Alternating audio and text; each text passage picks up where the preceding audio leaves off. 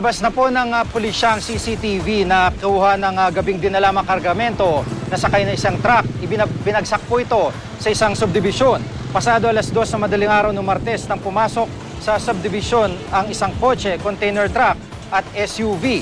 2 oras ito matapos ma-hijack ang isang truck na may lamang 1.9 million pesos na halaga ng keso at margarine.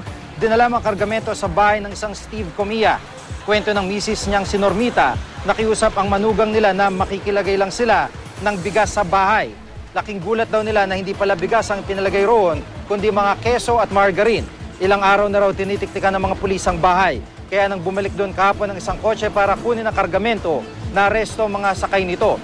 Ayon sa isa sa mga nahuli na si Roland Bantong, inutusan lang siya at ang kanyang mga pinsan sina Alvin at Resty de la Peña na i-pick up ang mga produkto. Ayon sa Dasmariñas